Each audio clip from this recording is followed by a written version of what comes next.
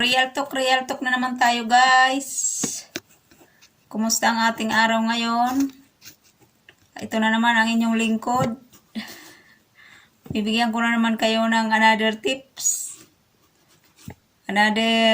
Sana makatulong sa inyo ang aking content. Kumbaga. So ito guys, 15 years sa abroad na walang ipon.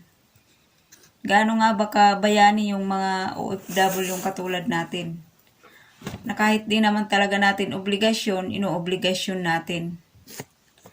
Alam mo kung bakit inabot siya ng 15 years? Kasi pinaaral niya yung mga pamangkin niya. Kumbaga siya yung naging breadwinner sa family niya. So kaya pati yung pamangkin niya, pinaaral niya, at dahil hindi naman mga nakatapos. So parang nagsayang lang siya ng nasayang, kumbaga yung 15 years niya sa abroad, nasayang lang yung pera niyang pinaghirapan. So, dahil sa dropshipping, nakaipon siya guys, na-unlock niya yung 50K. So, yun ang kagandahan kasi uuwi siyang merong ipon.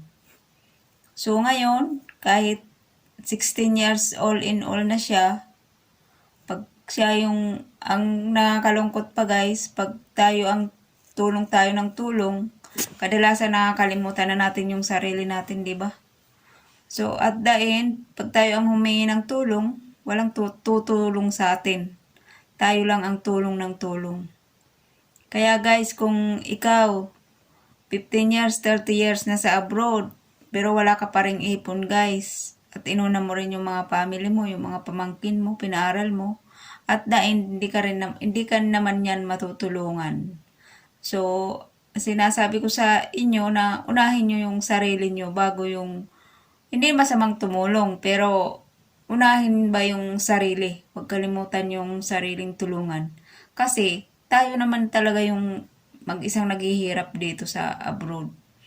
Tayo yung gumagawa mag-isa sa trabaho. So bakit kailangan maging wais tayo ngayon? Huwag natin kalimutan yung sarili nating kumbaga, ambagan sa sahod natin. Pay yourself bago yung iba. Kasi hindi nila ang alam nila lang naman sa Pinas, yung magpapadala ka ng monthly. Yung lang ang alam nila, may pera sila monthly. Ang tanong, paano ka naman, di ba? May sarili ka namang pangangailangan. Lalo tayo dito, hindi naman nila sagot yung mga kailangan din natin ang pambili ng shampoo, mga minsan gusto rin natin kumain ng hindi itlog, hindi indomie. So, talagang mababawas sa budget natin yun.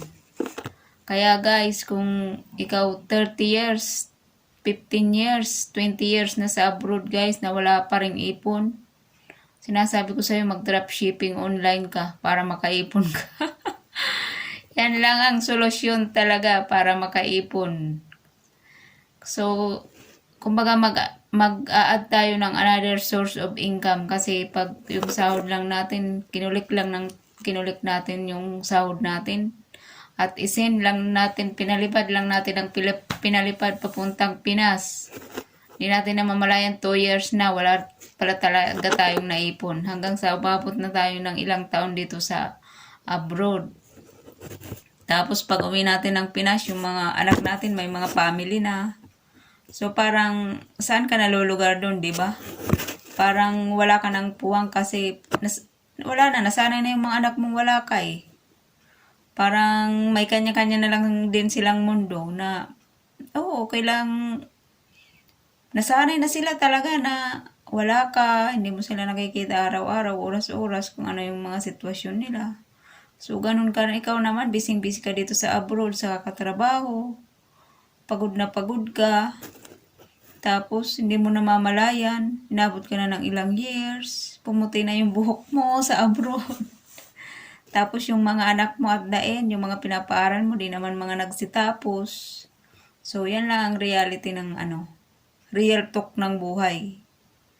At saka guys, huwag natin sayangin yung pera natin dito sa abroad. Ilan natin talaga to sa negosyo. Negosyo talaga nasa negosyo talaga ang tunay na asenso, wala sa pagiging empleyado. Totoo yan. Kahit ilang years ka pa sa abroad, Kung single income, kung yan lang inaasahan mo, tapos ang daming umaasa sa'yo. Ako guys, talagang aabutin tayo dito ng 30 years. Hindi tayo makakaipon.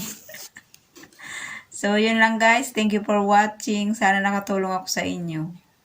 Ng may napulot kayong aral sa aking content for today's video.